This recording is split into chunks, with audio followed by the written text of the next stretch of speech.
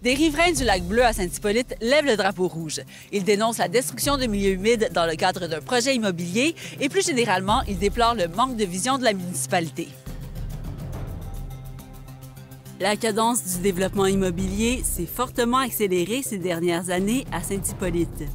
On va se le dire, les projets résidentiels à Saint-Hippolyte ont explosé dans les dernières années et c'est principalement au sud que ça se répertorie. En temps normal, Saint-Hippolyte avait une cadence de construction d'une 125 000 résidences neuves par année. Dans les dernières années, on a atteint jusqu'à 250 nouvelles résidences par année. On veut un développement durable, équilibré et protection des milieux humides. T'sais, on pense que c'est avec ça qu'on va grandir. C'est pas en faisant du déboisement intense ou non, en développant la municipalité. Juste dans le sud ou dans le nord, ça prend un équilibre, ça prend une vision. Et ce qu'on demande à la municipalité, c'est d'augmenter sa vision dans ça. Dans ce contexte, l'Association des propriétaires du lac Bleu dénonce le déboisement effectué aux abords du plan d'eau et la destruction de milieux humides au profit du domaine de la colline. Un projet de 276 résidences du promoteur Patrick Bissonnette. Pour l'ensemble des lots, les milieux humides ont été abolis. En échange, M. Bissonnette a, sur certains terrains, laissé un droit de passage futur qui pourrait être autorisé. Mais la municipalité ne voit pas la situation du même œil. Selon le plan déposé, il n'y a aucune construction qui se fera dans les milieux humides. C'est sûr et certain que le promoteur pourra faire son chemin et traverser un milieu humide, mais ça, c'est avec des compensations qui est donné au ministère de l'Environnement à Québec. Donc, ce n'est pas nous autres qui autorisent ces passages-là au niveau des milieux humides. Le projet immobilier est dans les cartons de la municipalité depuis 2016 et dès le début des démarches, les manières de faire du promoteur, Patrick Bissonnette, ont suscité des craintes. Le projet est déposé depuis 2016 et le promoteur a déjà eu des infractions en 2016 pour lesquelles il s'est conformé, il a payé l'amende, il a fait une revalorisation des milieux humides.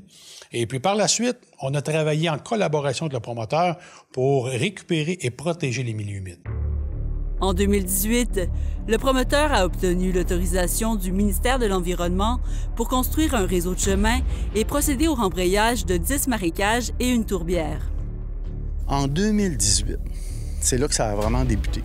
C'est que là, en 2018, ce qu'on a fait, c'est que la municipalité a aboli les milieux humides pour le promoteur. Ça, on a, puis vous pouvez aller voir sur les comptes rendus, les procès-verbaux de la municipalité, là, c'est des faits. J'essaie de faire attention, de ne pas interpréter rien, c'est un fait. Ça, c'est là. En avril aussi, 2018, si je me souviens bien, on a donné un droit acquis à au promoteur pour l'aider dans la construction. De son côté, la municipalité réfute ces accusations et se dit victime d'une campagne de désinformation. Je veux arrêter qu'il y ait de la désinformation par rapport à ce dossier-là, que la municipalité de Saint-Hippolyte ne respecte pas les milieux humides.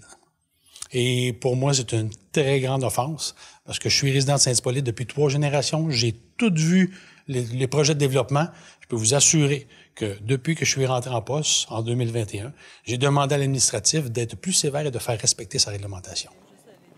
Les riverains du lac Bleu critiquent également la position de statu quo de l'administration municipale. J'ai parlé au maire récemment et le tout, on m'a dit que c'était scellé. Il dit, je vais vous expliquer, je vais vous rencontrer pour vous donner l'information, mais le projet, il est canné. Présentement, si un promoteur dépose un projet et qu'il est considéré prioritaire depuis 2018, bien, complètement bloquer un projet, c'est presque impossible sans qu'il y ait des poursuites en justice et qu'on doive dépenser beaucoup de sous.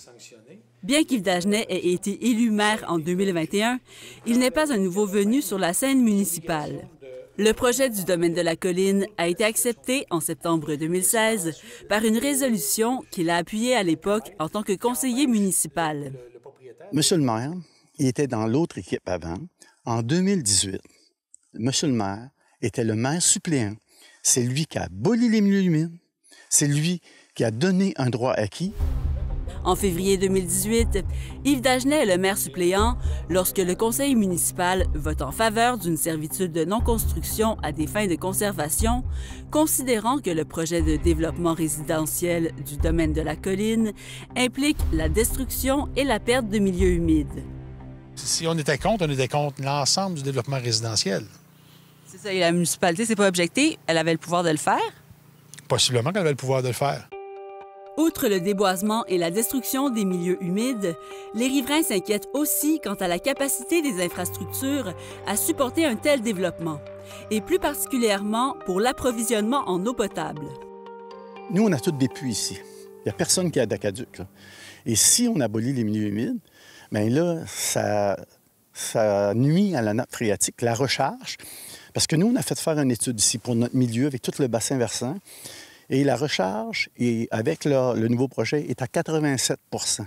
Ça veut dire que la capacité de recharge de l'eau, pour qu'on ait de l'eau dans nos puits, c'est 87 % avec le 275 maisons. En 2021, à l'été, ça a été très sec. Puis, il y a beaucoup de gens qui ont interpellé le conseil municipal, mais aussi le service d'environnement pour dire, qu'est-ce qui se passe? On manque d'eau, tout ça. Et ça, c'est, disons, en général, à Saint-Hippolyte. De son côté, l'administration municipale affirme être proactive et met de l'avant des nouvelles mesures mises en place concernant les études hydrogéologiques. On a passé une réglementation sur des études hydrogéologiques qui obligent maintenant les promoteurs à nous fournir une étude sur la quantité d'eau de la nappe phréatique avant de construire. Et ça, présentement, c'est à force de loi. Donc, les nouvelles phases subséquentes qui voudront se développer seront soumises à ce règlement-là. Mais ces nouvelles mesures ont une portée limitée, comme elles ne sont pas rétroactives. Il y a plusieurs projets de développement qui étaient déjà en route au moment où cette réglementation-là sur les études hydrogéologiques a été adoptée par le conseil municipal. Les riverains déplorent également le fait de ne pas avoir été consultés. L'ancienne association du Lac-Bleu avait été consultée. On a travaillé, j'ai une conseillère municipale qui reste vraiment au Lac-Bleu et qui a pris le dossier en main pour être sûr et certain que le voisinage était consulté. Les résidents n'ont pas vraiment de mots à dire au niveau du projet qui est déposé. Le projet est déposé depuis 2018. On a travaillé avec eux autres pour créer des servitudes de conservation, des servitudes de sentiers, parce que c'était une revendication de ne pas perdre les sentiers. Pour remédier à la situation, ils ont interpellé l'administration municipale à plusieurs reprises et ont demandé, sans succès, une médiation avec le promoteur du projet. Ce dernier n'a pas souhaité s'exprimer devant la caméra, mais a tenu à rappeler que le terrain dont il est question appartient au domaine privé. Jusqu'à maintenant, une centaine de résidences du domaine de la colline ont été construites. Le projet suit donc son cours malgré les insatisfactions qu'il génère. Mentionnons par contre que les dernières phases auront un rythme de construction plus lent puisqu'elles seront soumises aux nouvelles mesures sur les études hydrogéologiques.